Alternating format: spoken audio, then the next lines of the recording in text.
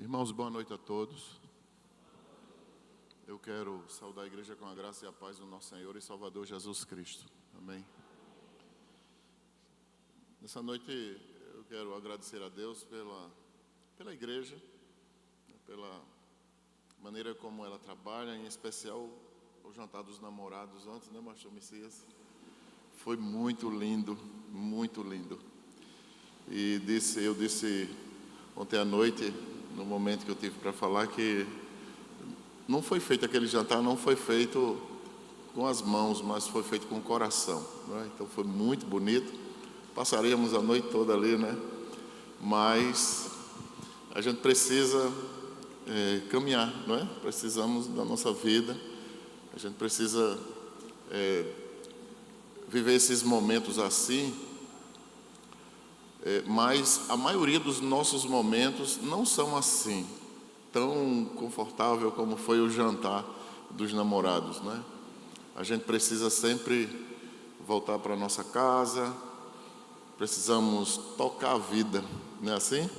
E nós percebemos que a vida ela é bem maior em cima das nossas atividades do que de momentos assim. A gente passou ontem ali 2 horas mais ou menos, foi, pastor? 2 horas e meia, mas a maioria do nosso tempo é de desafios, de trabalho, de responsabilidades, todos os dias da nossa vida. Então eu quero parabenizar a igreja, em especial o Ministério de Casais, de Família, na pessoa do pastor Messias e todos os irmãos que trabalharam ontem com muito amor. Foi muito lindo, muito bonito mesmo, extremamente romântico, não é?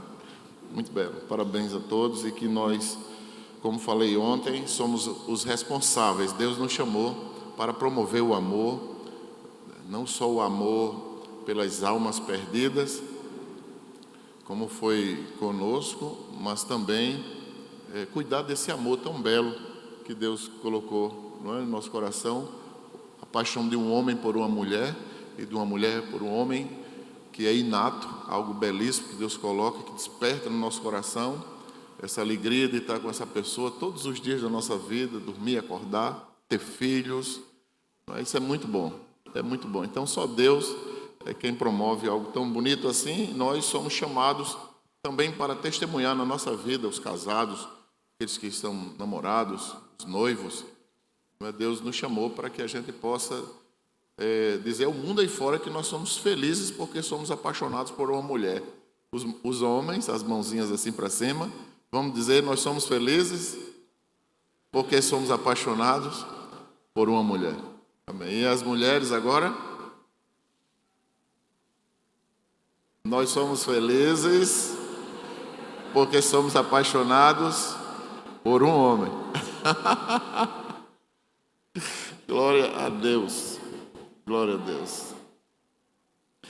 Então, Deus seja louvado e glorificado. Irmãos, esse culto também é um culto de ação de graça, né? Irmão Diego, a gente estava orando pela irmã Hilda, né? Sua mamãe. E os exames do ECA deu tudo certo. E os médicos tiveram a ousadia e a coragem de fazer a cirurgia.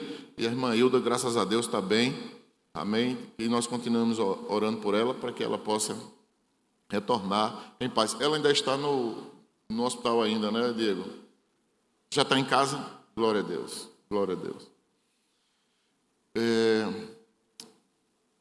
Eu quero também pedir oração pelo irmão Osildo, que é o esposo da irmã Nazaré, que é mãe, que são os pais da irmã Osinete, né? E sogro do pastor Eusébio, aqui da nossa igreja. Assim, a informação que eu tive da irmã Osinete é que, assim, a medicina disse que não tinha mais o que fazer com o irmão Osildo, mas nós servimos um Deus que a última fala é a dele, né? Então nós devemos orar para que seja feita na vida do irmão Osildo a vontade de Deus, que é boa, perfeita e agradável. Quero também pedir oração pela família do pastor Francisco. O pastor Francisco, ele era pastor e missionário da Junta de Missões Mundiais. Eu não sei se os irmãos estão sabendo. mas ele teve seu carro sequestrado com ele dentro, e ele tentou sair do carro e foi executado dentro do carro pelos bandidos, né? Em seguida, os bandidos não souberam o que fazer, encostaram o carro dele e atearam fogo no carro. Eu estou assim, né? Meu Deus do céu. Mas seja feita a vontade de Deus, e a minha oração e meu pedido como pastor é que nós oremos pela família desse pastor, né? Desse missionário que deixou o Brasil, seu país, para estar noutra nação, pregando o Evangelho, e ali foi terrivelmente assassinado. E também esse culto de gratidão a Deus pelo livramento que a minha esposa Solange teve hoje de manhã, né? Ela levou uma queda novamente. Estava com água, né? Quando chove assim, aí tem uns vazamentos, a gente só descobre os vazamentos quando chove, né? Choveu, está lá cheio d'água, e a bichinha resolveu botar pó de café nas plantas, rapaz. Quando eu me acordei, tinha café por todo lado. Pó de café por todo lado. E ela caiu, né, e bateu com o rosto na quina da... Está lá, cortado, inchado, enfim. Mas que Deus livrou ela, né? De algo maior. E quero, assim, agradecer à igreja pelo carinho do dia do pastor, né? Todos os irmãos que mandaram para mim, para os pastores, palavras de carinho, e que Deus continue abençoando, para que a gente continue amando os nossos pastores, né? Sou muito grato a Deus pelo pastor que Deus me deu, um homem de Deus, pastor Tomás, que me ganhou para Cristo. Sou muito feliz pela vida do meu pastor, amo demais ele, admiro a sua vida e aprendi muito com ele, como pastor, como servo, enfim. E a igreja, além do pastor Eusébio, pastor Messias, pastor Jailton, a igreja tem pastor Bosco também, não é? Pastor Bosco, ele é empresário e tem seus negócios lá de Pernambuco e teve que se dedicar bastante para lá, você se afastou um pouco, né? É aquilo, o boi só engorda, né, com o olho do dono, né, assim? E também ele é cidadão americano e agora, nesse momento, ele se encontra nos Estados Unidos, resolvendo lá as pendências, né, como cidadão, toda aquela burocracia que precisa ir sempre lá, né, para quem está fora do país, ele teve que voltar para fazer os ajustes lá da sua vida como cidadão. E pastor Eusébio, né, pastor, nós temos uma congregação lá em Pacatuba, é uma zona assim, canavieira, e a congregação é dentro de uma vila de moradores e trabalhadores da cana-de-açúcar. E hoje teve culto lá, então o pastor é dedicado ao trabalho lá, mas também é pastor dessa igreja. Então a Deus toda a honra, toda a glória, todo louvor. Eu estendo meu carinho aos pastores, meus amigos, amo demais vocês, e oro para que a cada dia Deus possa abençoar a vida de vocês, né? Vocês sabem o meu carinho por vocês e minha admiração. Irmãos, vamos abrir a palavra de Deus em Josué. Nós estamos nesse novo momento, né? Agora da imersão bíblica. Nós encerramos de Atos a Tessalonicenses, a segunda carta de Tessalonicenses, e agora nós estamos com os 12 livros históricos do Antigo Testamento. Então vocês precisam ler esses livros, são 12 livros, né? Que é Josué, que eu vou pregar nessa noite nele, Josué, Juízes, Ruth, que é um livro belíssimo, 1 Samuel, 2 Samuel, que Samuel é juiz e também profeta, 1 Reis, 2 Reis, 1 Crônica, 2 Crônica, vai falar a história de Davi, enfim, tantos outros homens de Deus,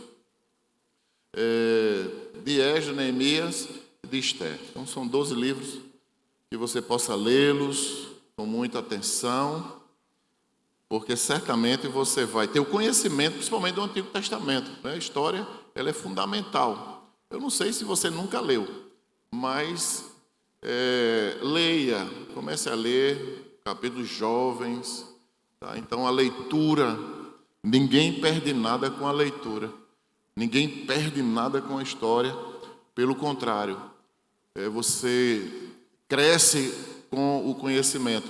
Então, essa semana, eu quero até falar, tive na inauguração da Universidade Três Marias, aqui no nosso bairro. Olha que coisa bela, irmão. Eu fui convidado, foi lá uma maravilha. E eu fiquei muito grato por essa honra, ter algumas autoridades lá presentes. E essa é a coisa linda que Deus está fazendo no nosso bairro, abençoando o nosso bairro, trazendo uma universidade para cá, irmãos. Olha que coisa linda, tá? Então, inclusive, vamos trazê-lo aqui para que ele possa divulgar os cursos. Então, vai ser algo muito importante para a nossa cidade. Aquele que se limita a dizer que sabe de tudo, então, ali é o fim da sua vida. Ninguém sabe de nada, ninguém detém todo o conhecimento. Mas Paulo nos orienta para que nós leiamos sempre, né? As cartas de Paulo e de Pedro vai tratar de conhecimento, de capacidade. Então, o povo de Deus precisa de capacidade. Por exemplo, com relação às heresias no campo espiritual que nós estamos vivendo, eclesiástico que nós estamos vivendo hoje, qual é a sua posição se você for indagado na rua ou em qualquer lugar? Qual será a sua fala em apologia à sua fé? Então é importante que leiamos, conheçamos a história, leia que você vai dominar o Antigo Testamento, com certeza, você vai estar numa outra dimensão de conhecimento se você ler esses livros históricos, além de te abençoar poderosamente como servo, te abençoar com o conhecimento da palavra, porque a palavra nós sabemos que é alimento para a nossa vida.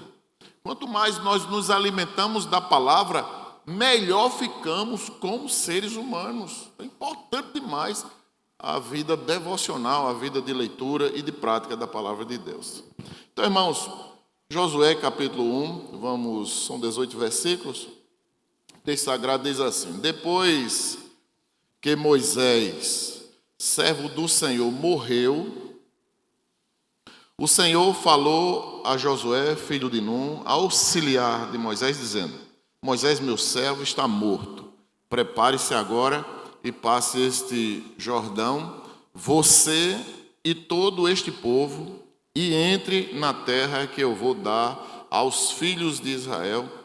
Todo lugar em que puserem a planta do pé, eu darei a vocês, como prometi a Moisés. O território de vocês irá desde o deserto e o Líbano até o grande rio Eufrates, estendendo-se através de toda a terra dos heteus e até o mar grande, na direção do poente do sol. Ninguém poderá resistir a você todos os dias da sua vida. Assim como estive com Moisés, estarei com você. Não o deixarei, nem o abandonarei. 6. Seja forte e corajoso, porque você fará este povo herdar a terra que, sob juramento, prometi dar aos pais deles.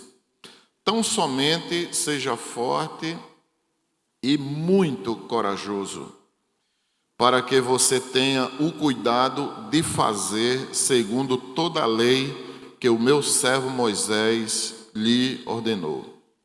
Não se desvie dela, nem para a direita, nem para a esquerda, para que seja bem-sucedido por onde quer que você andar.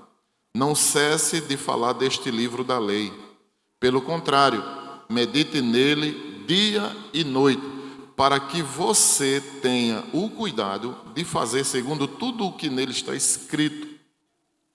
Então você prosperará e será bem-sucedido.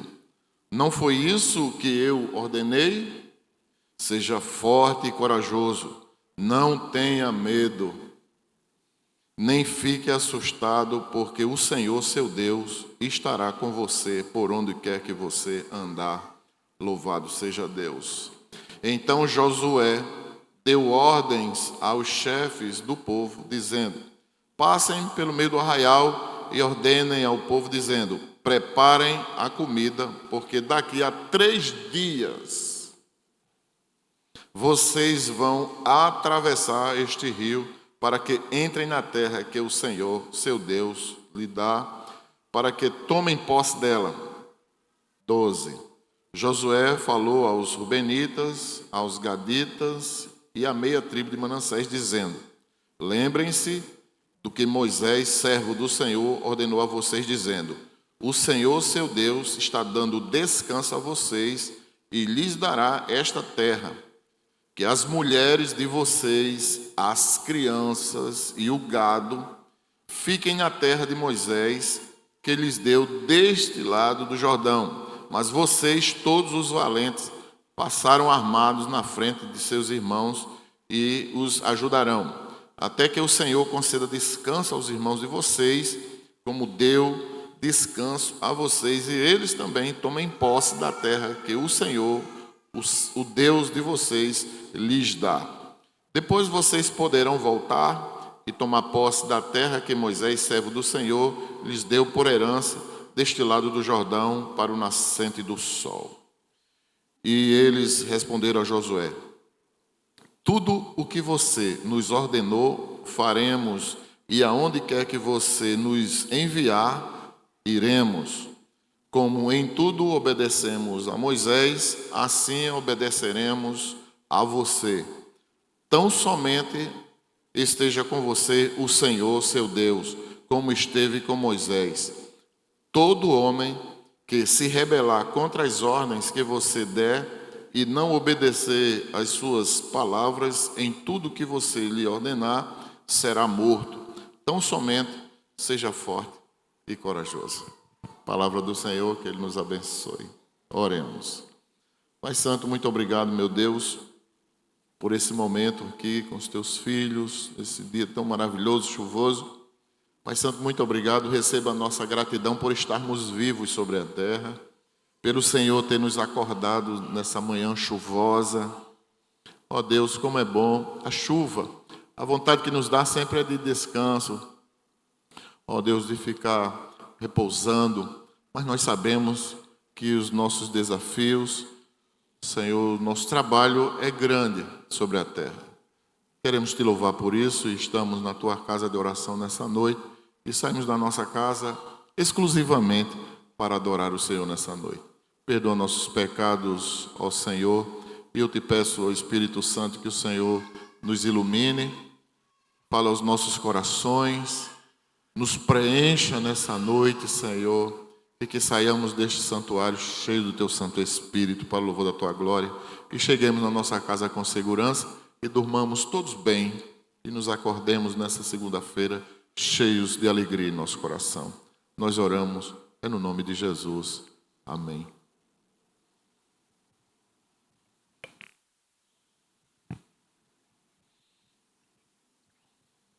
Irmãos, nós estamos aqui diante de uma grande responsabilidade, de um desafio fantástico. E eu quero pensar nessa noite sobre esse tema: ânimo diante do desafio. E aqui o Senhor vai dizer claramente a Josué: seja forte e corajoso. Não é fácil, não foi fácil. Para Josué, nem um minuto sequer foi fácil receber de Deus esta grande missão. É tanto que ele vai dizer: seja forte e seja corajoso. Né? Então Josué não está mais aqui, mas a gente pode tirar grandes lições desse ensino para a nossa vida hoje, aplicarmos a nossa vida, vermos aonde nós estamos sendo desafiados, além das nossas responsabilidades naturais, tá? Que é nossa vida, o trabalho, nosso sustento, mas outras coisas gigantes que se apresentam para cada um de nós. Então, a lei de Moisés não é somente uma lei moral. Quando o Senhor manda que Josué seja forte e corajoso e não se aparte dele o livro dessa lei, e que ele possa abrir a sua boca e ensinar constantemente, não é? Mas esse governo que viria sobre Josué era um governo social, um governo projetivo, né, para frente, de sonhar, de viver os grandes desafios que eles já estavam vivendo ali no deserto, e também do ponto de vista espiritual, do ponto de vista da sobrevivência no meio do deserto. Apesar de Josué já ter visto tudo aquilo que Deus tinha dado para ele, não é? O povo, a Moisés, a todos, a sobrevivência, o pão. Todos os dias caía pão do céu, irmão. Foram 40 anos. Então, 40 anos é o suficiente para você estar tranquilo diante de Deus. Imagine agora a força da fé de Josué. Não foram 40 dias, foram 40 anos ele vendo o pão caindo sobre a terra. Todos os dias aquele povo tinha o que comer. E a cada dia esse povo crescia. Então não era apenas essa prosperidade das tribos, não é? Mas também de todas as instruções de justiça, de valores morais, de valores éticos, de valores espirituais. Era algo gigante que estava sendo colocado na vida de Josué. E aqui no versículo 8, é claro, quando o Senhor vai dizer, não deixe de falar sobre as instruções da lei, que não era somente uma prática espiritual, não era só isso. E o povo não queria só isso, o povo queria toda uma estrutura. Lembram que eles dizem assim, quando as coisas começam a complicar, eles começam a murmurar e a dizer que Moisés tinha tirado eles e não Deus. E não Deus.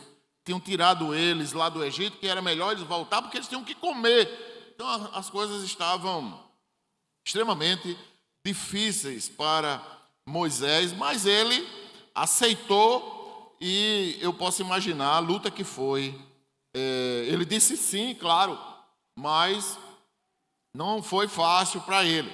Então, quando ele diz assim, quando Deus diz assim, não deixe de falar sobre o livro da lei, essa palavra, essa frase no hebraico, quer dizer o seguinte, que não se afaste da sua boca, provavelmente porque a leitura silenciosa não existia, provavelmente naquela época. E você vê, a época de Josué, essa prática da leitura silenciosa, né, que a gente diz aqui, faça uma leitura silenciosa, não é assim?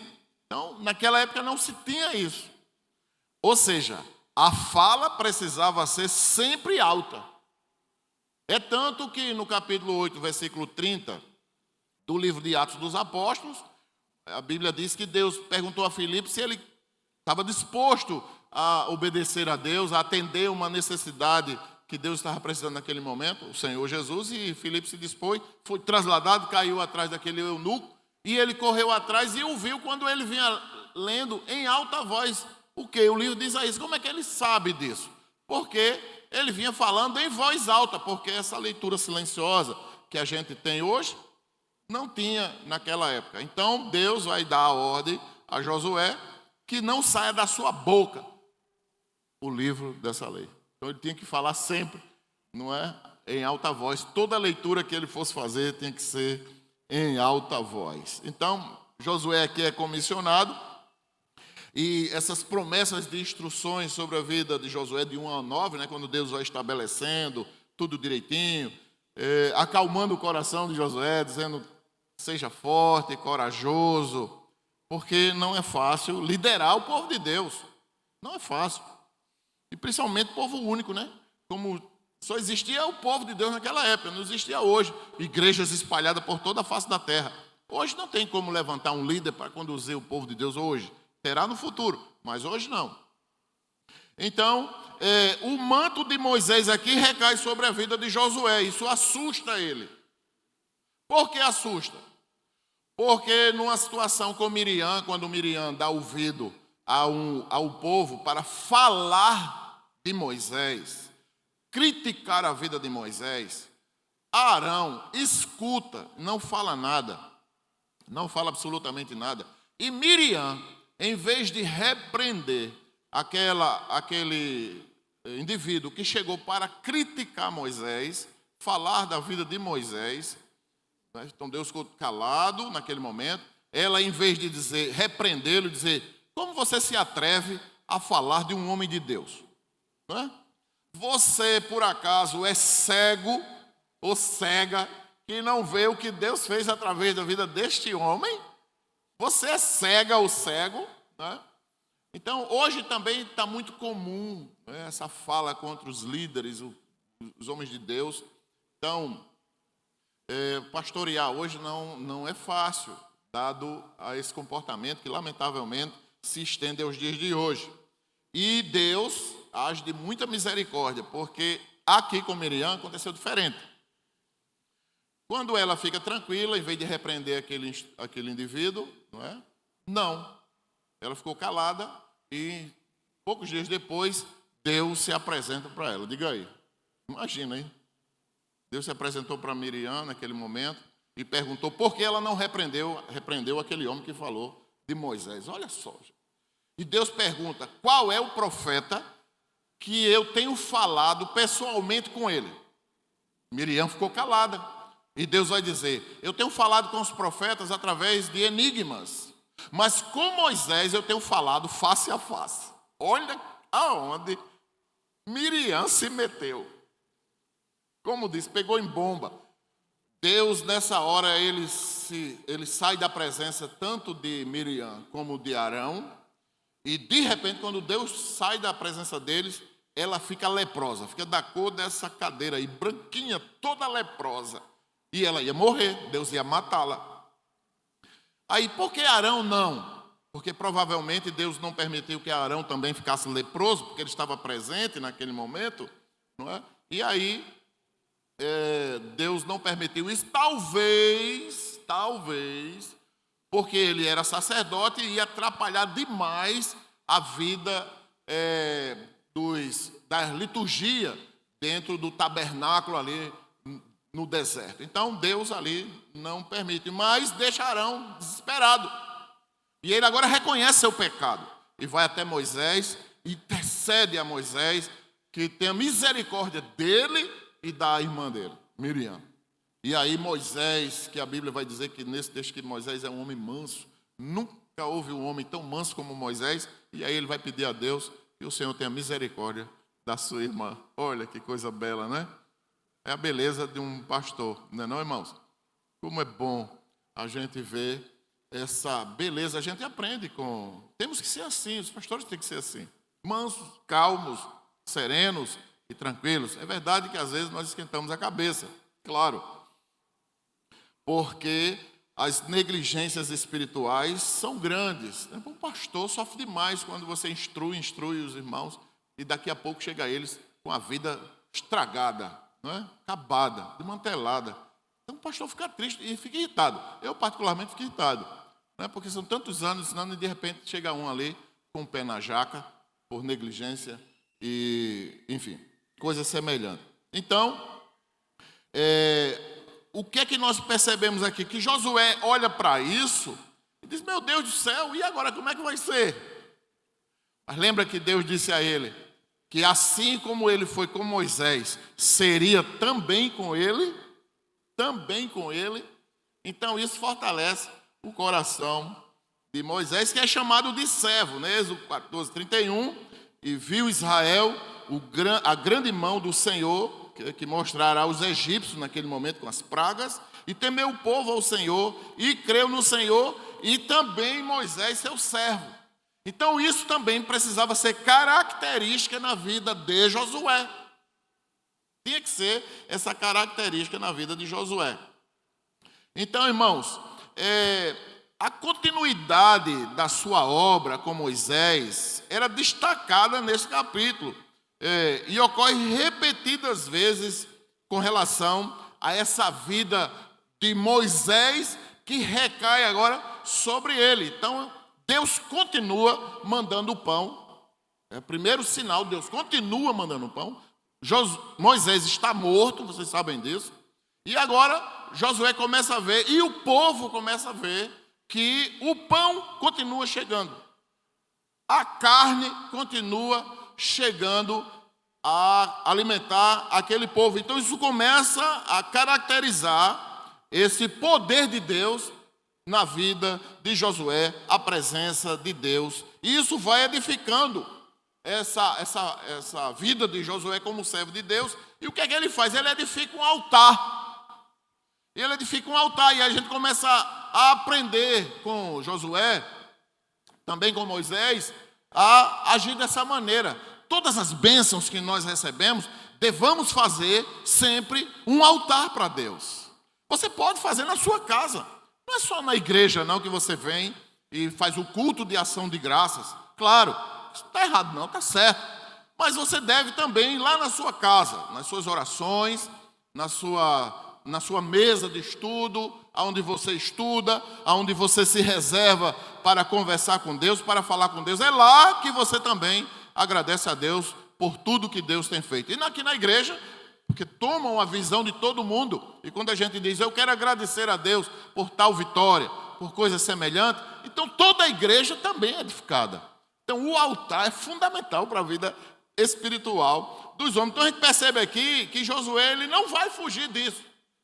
Deus vai dizer, seja da mesma maneira como eu ensinei a Moisés e como Moisés te ensinou. Porque às vezes Deus ensina aos pastores, mas aí alguns acham que não, vai duvidar. Pastor, naquela época, duvidaram? Claro que duvidaram. Vocês lembram quando o povo de Deus chega diante do Monte Sinai e trovejando, e no segundo momento que Deus vai falar com Moisés, pede para antes que o povo não toque, mas depois o povo poderia chegar junto, o povo diz, não, vai tu, Moisés. E depois que Moisés subiu e demorou a voltar, por causa dos trovões, dos relâmpagos, aquelas coisas todas, aquela ação poderosa de Deus, que é chamada de teofania, não é? Que é a manifestação de Deus através da natureza, eles ficam todos assustados embaixo, mas são espirituais, né? Então aí Moisés demora. Qual é a conversa do povo embaixo? Qual é a conversa do povo embaixo do monte? Moisés morreu, não é? Então vamos fazer o que aqui embaixo? Quem lembra? Um bezerro de ouro. Pô, e Moisés lá em cima? Não disseram, vamos fazer pelo menos um túmulo aqui simbólico do bichinho? Vocês entendem isso ou não? Sim ou não? Então, imediatamente disseram, o cara morreu, esse negócio de espiritualidade, vamos agora fazer um bezerro de ouro, é isso que está no nosso coração. E aí não é assim que o povo de Deus age, não é? Não é assim que o povo de Deus age. Mas fizeram assim com Moisés, não é? Vamos fazer pressionaram Arão e o bichinho de Arão pressionado. É por isso que Deus não matou ele, porque ele foi terrivelmente pressionado e talvez até ameaçado, quem sabe, né? Pressão muito grande sobre a vida do bichinho, do Arão ali. Mas, de repente, aí Moisés desce. Quando olha, diz, gente, vocês não disseram que eu subisse? A raiva e a ira de Moisés foi tão grande que ele quebrou as duas tábuas. E aí é muita coragem. O cara era uma máquina, o tal de Moisés. É uma vida extraordinária, né? Que ele ficou irado com o povo. Poxa, se eu morrer, vai no meu corpo e buscá-lo, né? Então, irmão, nós temos que ter muito cuidado com a nossa vida espiritual. Estamos na casa do Senhor, claro, mas o desafio nos dias de hoje são muito grandes. E aqui, tem uma frase aqui de Evandir da Ilha do Bispo, não sei se vocês conhecem ele, com relação aos desafios, que Moisés agora, para Josué, não era suficiente apenas que Deus falasse aquilo para eles, mas era importante tanto para Moisés como para Josué que Deus fosse com ele. Porque Josué vai dizer a mesma coisa, Senhor, para mim, como foi para Moisés, é importante que o Senhor esteja comigo. Olha, a gente sabe que Deus está conosco todos os dias, não é assim? Mas por que Josué disse isso? Por causa da nossa fraqueza. Da nossa fraqueza, muitas vezes a gente acha que Deus não está conosco. E Deus está conosco todos os dias da nossa vida. Então, irmãos, para Isaac e para Jacó, Deus está com ele significava um contexto de sucesso no seu trabalho. Nós precisamos de sucesso no nosso trabalho. No nosso trabalho, onde nós estamos trabalhando, na universidade, na escola, todos os profissionais, todas as mulheres, todas as mães, todos os filhos, a ordem é para que a gente tenha sucesso. Mas para que a gente tenha sucesso, é importante que Deus esteja conosco. Porque se Deus não estiver conosco, nós seremos fracassados. Por isso que Josué diz: Senhor, eu não quero só uma vida religiosa, eu quero ver o Senhor operando na minha vida. Então, tem uma frase aqui sobre esses desafios, que eu fiz essa frase dizendo o seguinte: que viver é enfrentar desafios. Profunda, não? Gostou da frase? Mas tem um pouquinho mais, viu? Viver sem desafios é viver uma vida de frustração. Então, se você não olhar para a sua vida e enxergar os desafios e vivê-los, você terá uma vida fracassada. Não é fácil para ninguém aqui, nenhum cidadão da terra nos dias de hoje. Então, a vida está cheia de desafios que, se você aproveitar essa forma criativa, você vai transformá-las em oportunidades. Às vezes a gente tenta para um lado, tenta para o outro, tenta para um lado, tenta para o outro, mas nunca para de tentar. Um dia a gente acerta, mas não pode parar de tentar, de se esforçar, de acreditar, de seguir em frente, de estabelecer metas para que nós alcancemos aonde nós queremos chegar. É claro que queremos chegar no céu, mas é só isso? Não, aqui na terra também a nossa vida é horizontal. Então você vai esperar só por Deus? Todos aqueles que esperam por Deus sem desafiar a sua própria vida são frustrados, pobres, não tem nada na vida. Nada, eles não conseguem construir absolutamente nada. Então é importante que nós tenhamos a fé em Deus, que não vai para o céu, mas aqui na terra a vida também é horizontal. E nós precisamos cuidar de cada um de nós e dos planos que Deus certamente vai nos iluminar para que a gente, diante desses desafios que são próprios, nós consigamos uma vida de paz e na velhice a gente parta com segurança no nosso coração para a eternidade e dizer que Deus em todo o tempo cuidou da gente e hoje a gente pode partir tranquilo, como foram os servos de Deus que assim disseram.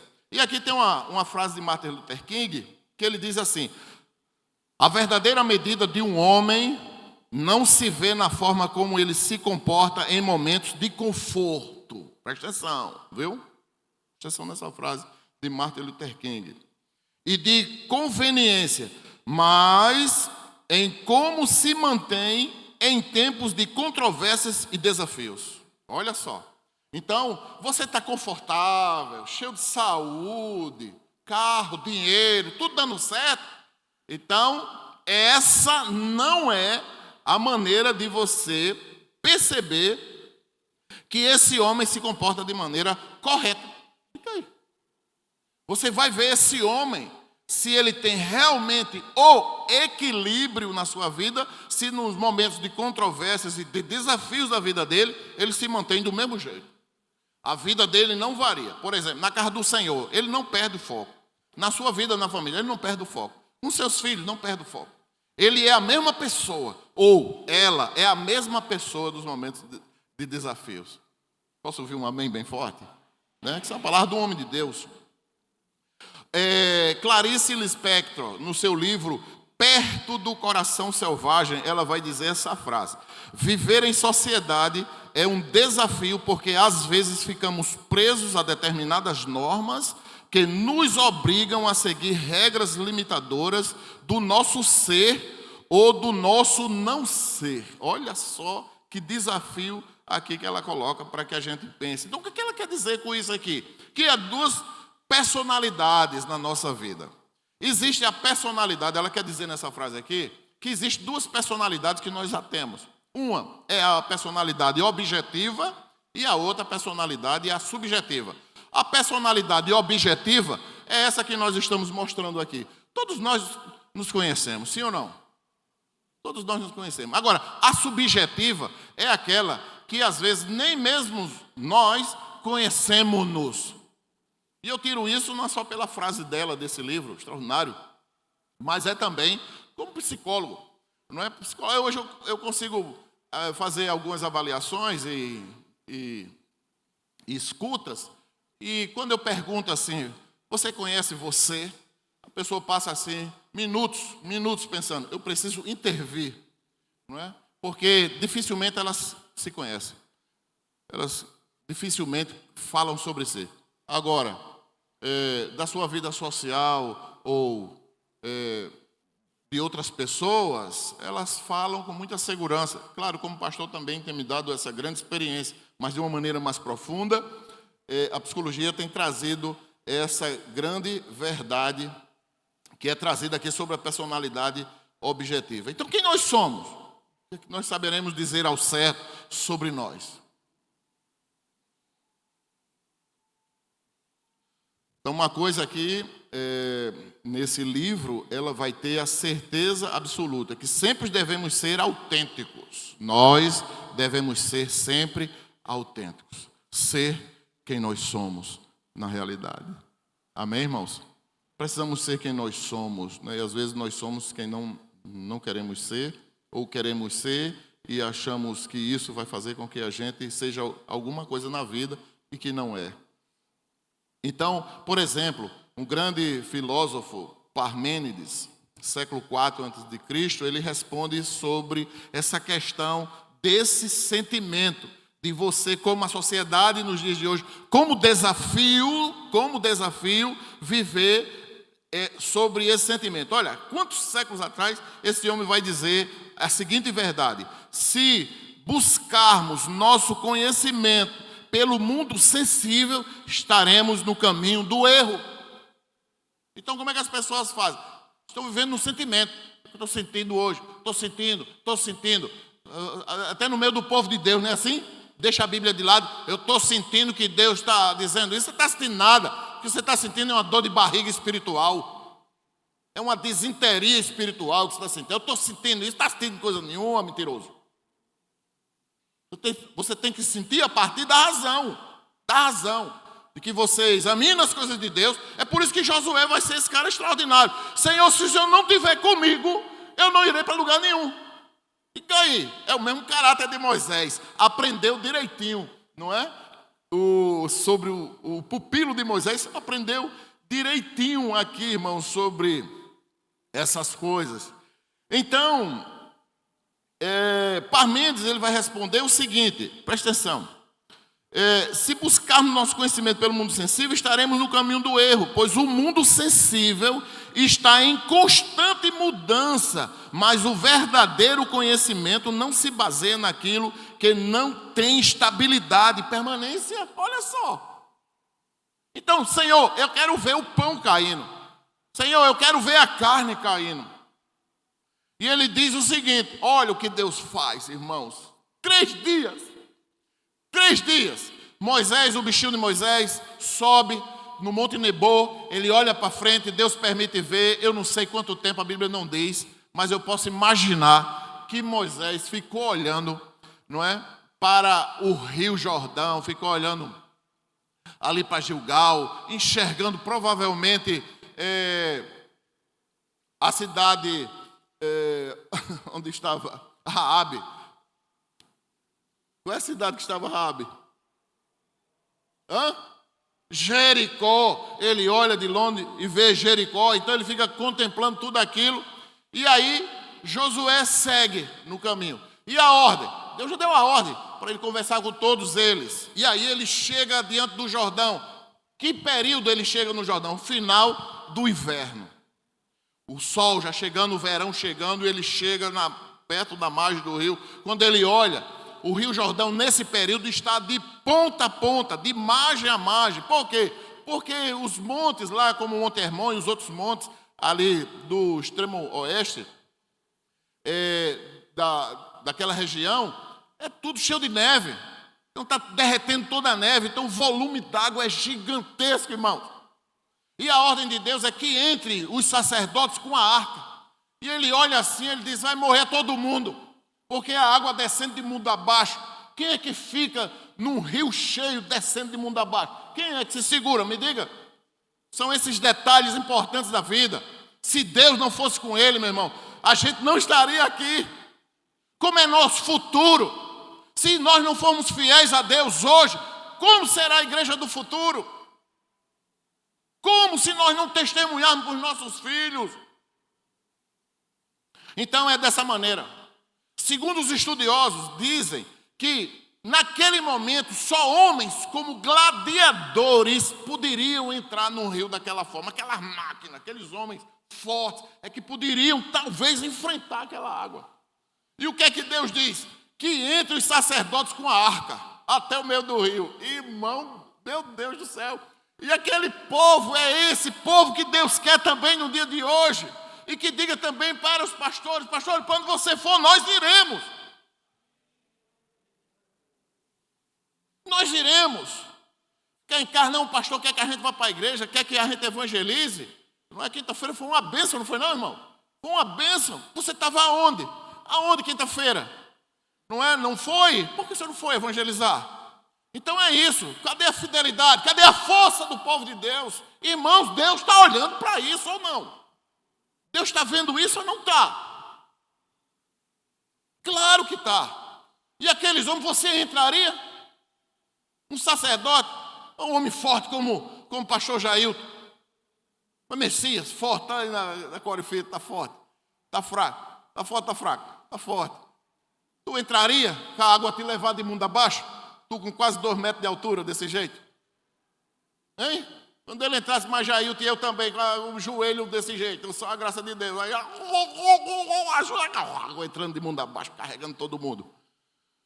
Mas a Bíblia diz que na mesma linha retiforme, alinhada que os sacerdotes entraram, a água nem mexeu com eles. Aleluia! Aqueles homens botaram o pé na água, botaram o outro e foram entrando com a arca. Quando chegaram no meio, quando ele chega no meio, a água represa. Sabe por quê? Porque Deus tem um controle das coisas no céu e na terra. Deus tem um controle da sua vida. Se fosse chamar hoje a engenharia, ia ser carro, ia ser aqueles negócios de ferro do tamanho do mundo, guinchos, guindastes, caminhão, cavando, fazendo não sei o quê, ponte de ferro, eu sei lá o que é que ia fazer. Ia demorar um monte de tempo para construir, mas quando o povo botou o pé dentro d'água, Deus represou a água. É o mesmo Deus que opera na nossa vida hoje, mas Deus quer ver do seu povo também fidelidade. Deus quer ver do seu povo momentos difíceis da sua vida.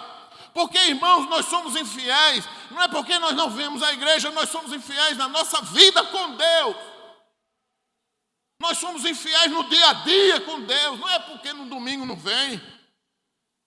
É porque está chovendo e não vem. Não é isso. Nós precisamos ser fiel a Deus em todo lugar. A gente adora a Deus aqui, mas quando a gente sai pela porta, nós temos que falar de Deus no nosso trabalho, em tempo, fora de tempo. Fale de Jesus, evangelize, ganhe alma para Cristo. E aí, irmãos, a água represou, segundo a história, diz que a água represou, ela parou, que saiu enchendo d'água a água que vinha. E Deus não parou a água que vinha descendo, não. Deus parou, a água foi no rio.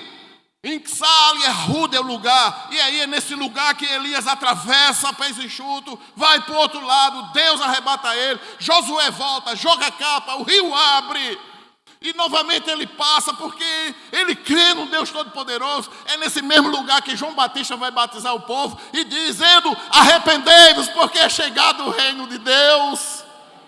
Arrependei-vos. Irmãos, Deus é Senhor Todo-Poderoso sobre todas as coisas. Ele é o mesmo Deus que opera na nossa vida. Em dias difíceis, dias bons é muito fácil. Mas dias distantes e desafiadores como esse, nós precisamos ver a glória de Deus e dizer a Deus que nós precisamos amá-lo de todo o nosso coração. 2 Coríntios 5,6 vai dizer: por isso, Paulo dizendo sobre essa questão do sentimento, ele vai dizer, 2 Coríntios 5,6, ele vai dizer: por isso estamos sempre de bom ânimo. Presta atenção no texto. Por isso estamos sempre de bom ânimo. A igreja, qual é o desafio que você está vivendo hoje, meu irmão? E aqueles que estão nos ouvindo aí na TV? Na TV, alguém gostou? Na TV, pela fé, oh glória, não é? Aqui no canal do YouTube, olha eu aqui. Então preste atenção. Por isso estamos sempre de bom ânimo. Bom ânimo, não é assim: eu estou com prazer porque morreu alguém da minha família. Eu estou sentindo um prazer enorme porque perdi meu emprego. Não, mas é força, o mesmo equilíbrio, o mesmo ser, a mesma forma. Não mude, isso não é aparência, mas a essência do Deus Todo-Poderoso dentro da sua vida. Dentro da sua vida é o mesmo ser. Glória a Deus. E ele vai dizer em 2 Coríntios 5,7: porque andamos por fé e não por vista.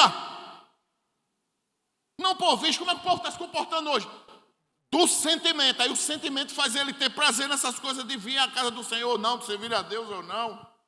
Fuja disso, meu irmão.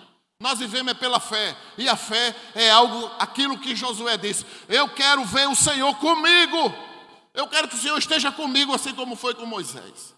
E quando ele bota os pés na água, o rio Jordão represa. A água começou a encher para trás, assim, ó, encher todos os rios para trás, encher lugares de água. Mas não, ali naquele lugar não passava, porque Deus estava ali.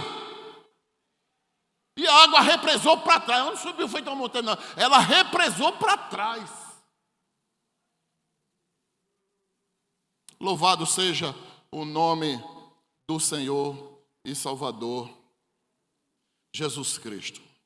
Então, irmãos, a fé fará que o ser humano creia em Deus, que estabilizou toda a existência nele e a permanência de tudo. É uma segurança. Ou você não tem segurança nessa terra que você pisa? A sua cabeça está onde? A sua razão está onde? Ou você não estuda que essa terra está suspensa no universo? Você está com a cabeça onde? Que você está acreditando nas coisas humanas da criação, como a igreja de Romanos foi reprovada por isso. Deus reprovou aquele comportamento. Então os desafios, irmãos, que nós temos para os dias de hoje são muito grandes. Desafios na família cristã no século 21 é o que nós estamos hoje, porque Deus precisa ser conosco.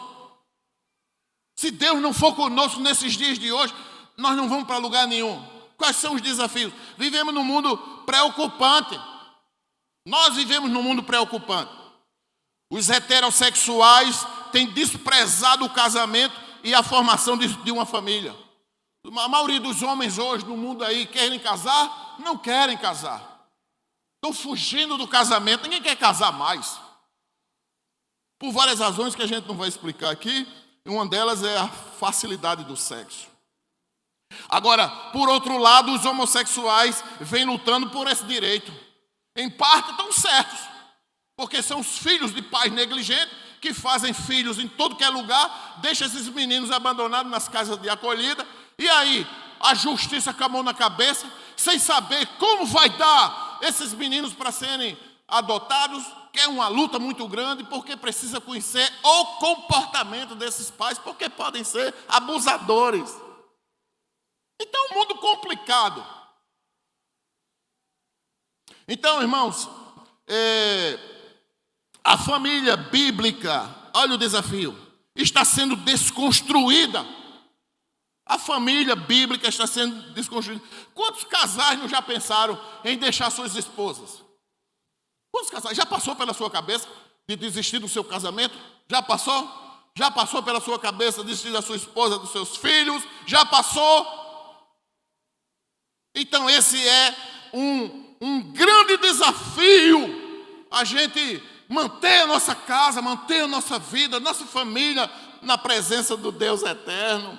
Homens têm se esquivado da responsabilidade no lar. As mulheres é quem tem sustentado a casa. Que homem é esse? Você parece um prato de farofa seca. O homem tem que ser homem. Gostou da frase? Homem tem que ser homem. Mulheres têm preferido priorizar uma carreira profissional. Preste atenção. Mulheres têm preferido priorizar uma carreira profissional em detrimento das suas vocações como esposa e como mãe. O que é que você é? Esposa. Mulher tem esposa, é? E tu queria que eu fosse o quê? Quenga, é? Mulher da vida, prostituta. Acho que as mulheres têm vergonha. Eu sou esposa. E o que é que você é mais? Eu sou mãe. E muito bem, obrigado, louvado seja Deus eterno. Não é? Aí o que é que você é? Eu fui dar uma palestra num local aí, com uma pessoa. Foi lido o currículo de um cara. Eu digo, meu Deus do céu, eu só tenho o Mobral. Eu só tenho o Mobral diante desse currículo. Era tanta da coisa. Era não sei o quê, doutor não sei aonde, doutor não sei aonde, doutor no céu não, na lua para baixo.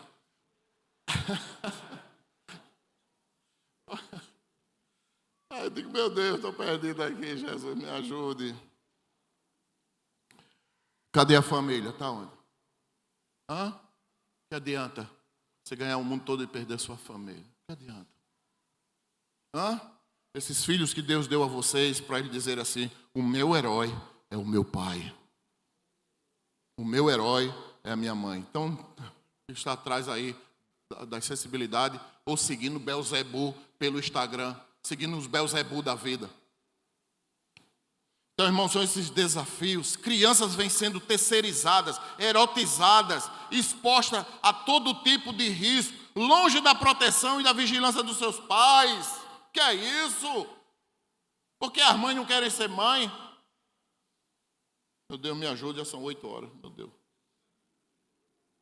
O amor e o cuidado mútuo têm sido substituído pelo individualismo. Marido vai para um lado, mulher para o outro, ninguém conversa dentro de casa, ninguém dialoga dentro de casa. Que conversa é essa? Marido é para estar beijando e cheirando a mulher o tempo todo. Diga amém. Oh, glória a Deus. Tuta, bota para quebrar a tuta.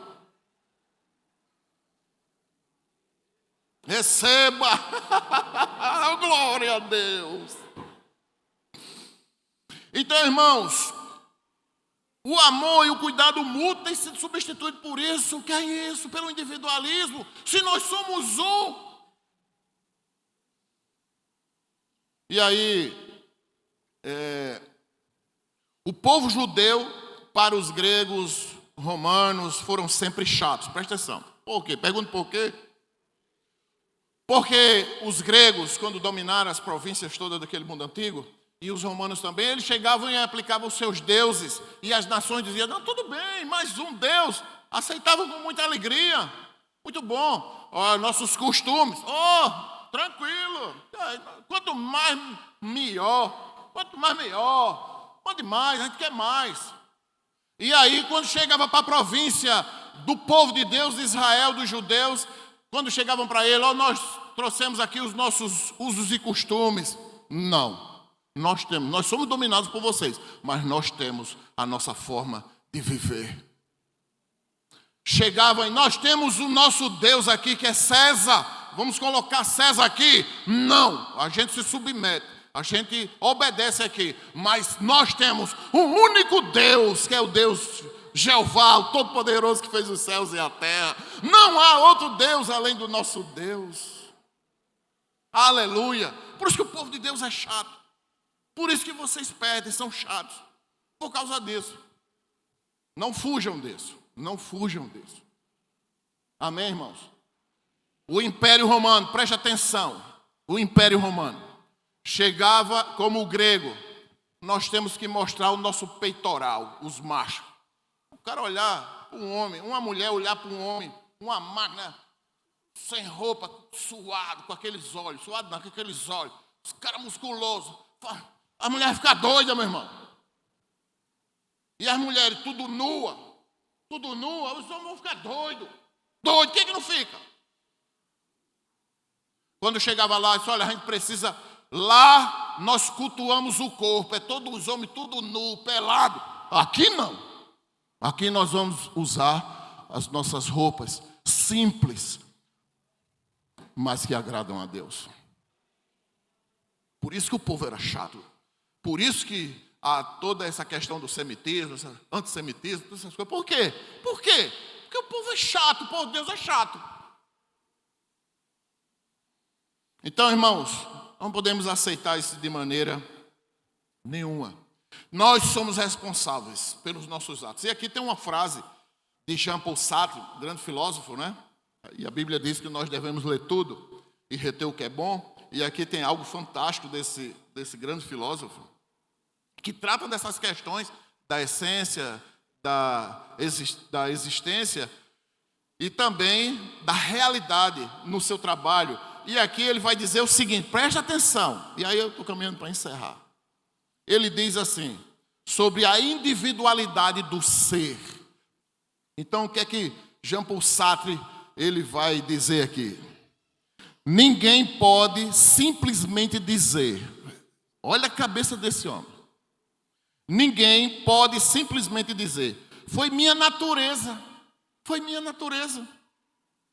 como desculpa para o seu comportamento. O que quer que uma pessoa seja ou faça, depende totalmente de suas próprias escolhas e comportamento e compromisso. Olha só, isso aí, foi minha natureza que me fez errar, foi minha natureza que faz com que eu peque, é minha natureza que faz que eu ande nua, é minha natureza que faz com que conversa de natureza, é motivação, é o seu compromisso com a nudez, seu compromisso com as coisas distantes de Deus. É isso que ele quer dizer. Olha que coisa fantástica, não é? Então, caminhando aqui para o final, concluindo essa mensagem, como povo alcançado, transformados, regenerados e batizados pelo poder do nome de Jesus Cristo, pela pregação da sua palavra, devemos estar preparados para resistirmos a tudo isso, ao culto ao corpo oferecido pelo mundo. Sabe, a filosofia do Império Grego, do Império Romano, a nudez, está aí, estampada nos dias das redes sociais, em tudo que você vê, qualquer tipo de propaganda, nós vemos isso. Então nós somos desafiados pelo esse mundo presente. Então precisamos resistir a esses dias maus. De que maneira? Animados por Deus. Animados por Deus, pelo poder que há no nome de Jesus Cristo. E buscarmos diligentemente cuidar desse povo com honra, com suas próprias vidas, com os nossos casamentos sólidos, com os nossos filhos protegidos da ideologia de gênero. Eu não quero nem ver aqui o crente falando dessas coisas. Eu quero que você estude, se prepare e tenha a sua posição do ponto de vista de Deus, não é? Mas não concordando com esse tipo de absurdo, de estrago para a vida do ser humano. E aqui, irmãos, das influências das redes sociais. Pelo amor de Deus, qual é a autoridade que você tem dentro da sua casa? Restrinja o tempo. Que presente é esse? Menino quer bola, menina quer boneca. É isso que nós devemos brincar com os filhos, os pais, não é só dar brinquedo, mas os pais precisam brincar com seus filhos. Que autoridade é essa? Quando dá um presente a um menino que é um celular, isso é presente para dar a uma criança? Pelo amor de Deus, cabeça de pau, você está onde? Onde você está com a sua vida, estragando a mente do seu filho? Você que é pervertido, meu irmão, você que é irresponsável, saia desse mundo. Dê presente, vai brincar com seu filho, vá para a praia brincar com a sua filha. Se interesse, abra o guarda-roupa da sua filha, veja o que é que ela está precisando. Vá na escola para você ver o filho e a filha poderosa e poderoso que vocês terão, porque Deus é fiel. Aí o menino passa o tempo todo e fica calado. Está lá calado, vendo o quê? Porcarias, pelo amor de Deus, pai, mãe, autoridade, restrinja. É importante? Claro que é importante. Hoje tudo funciona através da tecnologia, mas não enchimento de linguiça, acabando a mente do seu filho, enchendo a mente de uma criança com milhões de informações que ela não precisa. Vai ser uma menina doente, vai ser um menino no futuro doente, você vai dizer, meu Deus, foi quem fez? Você, pai, é que errou. Você, mãe, é que foi negligente na educação dos seus filhos. Indo na cultura do mundo, nós precisamos falar e dizer o que Josué disse: Senhor, eu vou, mas se o Senhor for comigo, o desejo do nosso coração é que Deus esteja conosco todos os dias da nossa vida. E você vai ver o quanto você será abençoado, porque Deus é fiel e Ele vai levar a sua igreja para viver eternamente com Ele. Que o Senhor nos abençoe, em nome de Jesus Cristo. Aleluia. Feche os olhos. Vamos orar a Deus. Eu quero pedir que você ore ao Senhor pela a vida dos pastores, pela vida da família dos pastores, de todos os pastores da face da terra. Nos Estados Unidos são mais de 1000 pastores, na Europa, milhares de pastores no Brasil, milhares de pastores abandonando o reino, ou pregando de maneira frustrada, dizendo: se eu tivesse outra atividade para fazer, eu faria, porque eu não aguento mais ser pastor. Precisamos orar uns pelos outros. Precisamos ver no exemplo do pastor Francisco, que deu a sua vida. Deu a sua vida, morreu tragicamente assassinado de uma maneira trágica, depois queimado, para apagar as provas.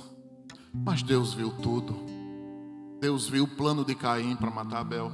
Deus sabe quem são esses criminosos, e nós devemos orar por eles para que Deus transforme a vida deles também como a nossa. Então, meus irmãos, ore pela sua vida, não é? Pela sua vida. Ore pela vida dos seus filhos, de maior atenção.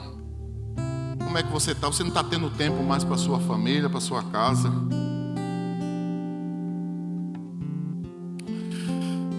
E eu quero nesse momento dar oportunidade a, se há alguém nessa noite aqui que quer seguir Jesus de todo o seu coração. Se há alguém aqui que quer entregar sua vida para Jesus de todo o seu coração, meu filho, de toda a sua força, de todo o seu entendimento, você está arrependido dos seus pecados, meu irmão? Deus te abençoe. Venha para aqui para frente. Há mais alguém? Venha Maria com ele. Há mais alguém? Levanta a sua mão assim. Eu quero orar por ele, por você.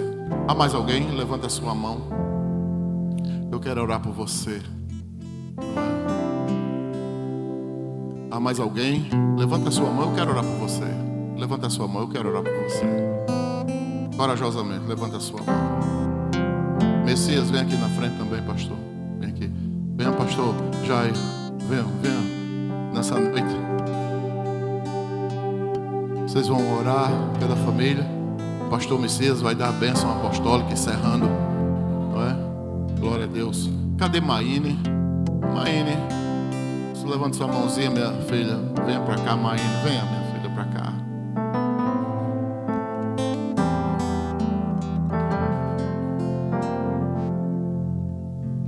Maíne é amiga da minha nora, amiga do meu filho.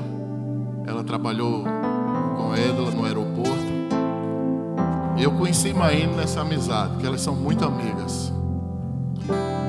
E Maíne passou um tempo afastada dos caminhos do Senhor, na Igreja Batista. E pelas razões da vida, de muitos problemas que ela tem enfrentado na sua vida, uma menina tão nova, não é? Hoje ela está mais crescida, mas no momento das suas lutas ela era muito jovem e teve que trabalhar muito, né, Maíne? Trabalhar para se sustentar e tantas coisas mais, né, minha filha? E um dia você vai dar seu testemunho. Cadê Edla? Tá por aí, Samuel? Cadê Edla? É amiga dela. E ontem, não, sexta-feira eu estava em casa, olhando para algum lugar, claro. Sentado, sem poder mexer, Solange limpando a casa todinha, cuidando, reclamando, porque dizendo que eu sou manhoso. Eu não ajudo, mas eu faço algumas coisas. Eu fico orando por ela, né? Eu fico orando. Ela está me ouvindo em casa. Eu lhe amo, minha filha, você sabe disso. E aí uma mensagem no celular. Quem era? Maia. Não foi, minha filha? Pastor Evander falou muitas coisas, eu li. O senhor tem um tempinho para mim hoje? Eu quero falar com o senhor. Aí eu desci, eu olhei assim, meu Deus, sexta-feira eu tenho umas coisas para fazer de tarde, fazer à noite. Eu desci, eu lhe dou um retorno daqui a pouco. Venha, minha filha, ela vem aqui para frente, é amiga dela, são muito amigas, não é? Carne e unha. E mas Samuel tem sido uma bênção na vida de Maíne. Depois vocês vão conhecer com maior propriedade. Ela mora aqui, como é o nome daquele bairro? Boa Vista, aqui na parte de cima aqui do Boa Vista. Enfim, e eu disse, eu vou. Eu fui logo resolver um assunto que eu tinha para resolver. Aí de 3h30 eu cheguei lá. 3h30 eu cheguei lá. Na porta ela estava trabalhando, porque ela é cabeleireira. Estava trabalhando, aí parou o trabalho, deixou a mulher lá com os cabelos todos duros. E eu entrei. E ela, eu achei bonito isso, viu, mãe? Tem detalhes assim que eu olho, fico abilolado, apaixonado. Ela deixou a mulher com o cabelo, entrou comigo e ela contou a história dela. Se Deus falou comigo, eu voltei para Cristo. E eu quero que o Senhor ore. O único telefone do pastor que eu encontrei foi o seu. Olha só, liguei para o Senhor e eu quero voltar para Cristo. Ontem nós oramos, não foi, minha filha? Sexta-feira. E eu perguntei a ela todas as perguntas que eu faço, né, irmão? Né? Você tem segurança a Deus? E ela, em lágrimas, como ela está agora, ela disse, eu tenho segurança. Eu quero voltar para Jesus. Eu estou arrependida dos meus pecados, não é? E que Deus me encha novamente com o seu Santo Espírito e com a alegria da salvação. Aleluia. Mas é o agir de Deus. Está vendo que Deus está conosco? Linda, Felícia, as outras mulheres que oram toda sexta-feira. Vocês sabiam, mulheres? Mulheres. Vocês sabiam, né, Luciana? Toda sexta-feira, um grupo de mulheres vem aqui à tarde orar. Toda sexta-feira. Que chova, que faça sol. Todas as quartas nós estamos orando todos os dias da nossa vida. E Deus ouve as nossas orações. Vamos ficar de pé. Fiquemos de pé. E Marcos. Falar de tu e Marcos. Marcos, desde que chegou aqui na igreja, começou a servir o Senhor, não foi, Marcos? Começou a servir a Deus, servindo a Deus. Não tem um trabalho que Marcos perca. Está sempre disposto, não é assim, pastor Messias? Não é assim, já? Está sempre disposto, servindo. Veio pelo meio das Libras, do Ministério Livre, o imã. Olha o imã aí, Carlinha, bate. Olha o imã, trouxe Marcos, uma bênção de Deus. Estudioso da Bíblia. Um esposo maravilhoso, né, Maria? Pai maravilhoso, não é? Conversamos muito, ele sentou lá dentro, fez várias perguntas sobre o reino de Deus, sobre a palavra de Deus. Não foi, Marcos? E eu respondi com cuidado. E sempre deixando, porque a obra é do Espírito de Deus, né? Como foi na minha vida, foi na sua também. E hoje, Marcos, de uma maneira segura, pelo poder da pregação da palavra. Amém, irmãos? Que Deus nos abençoe. Levante suas mãos, não é? E aqui, pastor Vinícius. Amém, irmão? Amém. Irmão Vinícius, ele disse, pastor, eu já aceitei Jesus 2 vezes. Eu já aceitei Jesus 2 vezes. E o Senhor me apresentou aí lá na frente, nem as professoras. Eu digo, domingo você vai ser apresentado. Ô Rocha, vale a pena, não é não? Eu me lembro quando eu chegava na sua casa, Laurina e todo o Cristiane. Esse avô, o Guinho, cadê o Guinho? Olha o Guinho. Tinha um púlpito. Você era menor do que seu primo. E o avô fez um púlpito para o Guinho. Olha onde é que está o Guinho. Eu chegava lá, o Guinho pequenininho disse, pastor, eu quero pregar. E ficava lá, talvez não sei se você se lembra disso. Estava a Bíblia, né, Rocha? Começava a pregar para mim e para o avô. Coisa linda, assim também tá. Vinícius, né, Laurina? Vale a pena, minha filha. Glória a Deus. Eu só me lembro da sua história. Lá do Marco Moura, trazendo seu esposo, seus filhos, tudo para casa do Senhor. Rocha dava 10 viagens do Marco Moura para trazer. E hoje está aí, né, minha filha? Valeu a pena. Oh, meu Deus. O povo ama você, pastor Vinícius, né, Alex? Vamos impor nossas mãos, meus irmãos. Impõe as suas mãos, levante suas mãos sobre a vida do pequeno Vinícius, sobre Marcos e sobre Maíne. Pastor, ore. Deus eterno, Tu és poderoso, Senhor. E mais uma vez hoje Tu demonstraste esse poder sobre a Tua igreja. e esse poder sobre o mundo. E esse momento é um momento de nós agradecermos, engrandecermos o nome que é sobre todo nome. Louvamos a Ti, Senhor, pela manifestação de toda a graça e de toda a misericórdia. E apresentamos diante de Ti, Senhor, essas pessoas que se entregaram a Ti. Porque sabemos que sem Ti nada podemos fazer. Porque sabemos, ó Deus, que nada somos ou nada temos.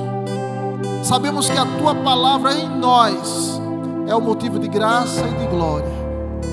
E nesse instante, Senhor, nós rogamos que o Espírito Santo que habita em nós possa trazer à memória tudo aquilo que nos traz esperança. Que a graça do Senhor Jesus possa ser manifestada todos os dias na vida dessas pessoas, ó Deus, que hoje fizeram a sua decisão de forma firme e segura, de todo o seu coração, de todo o seu entendimento. Essas pessoas engrandecem o nome do Senhor Jesus com as suas vidas, e que esse Espírito possa falar aos seus corações todos os dias. Nós oramos, ó Deus, pelas suas vidas, e que eles mantenham a sua decisão, porque acima de tudo é o poder de Deus sobre a vida deles. Que eles não se desviem nem para a direita nem para a esquerda, mas que clamem pela proteção e o amor de Deus sobre as suas vidas. E assim oramos e já te agradecemos, no nome do Senhor Jesus.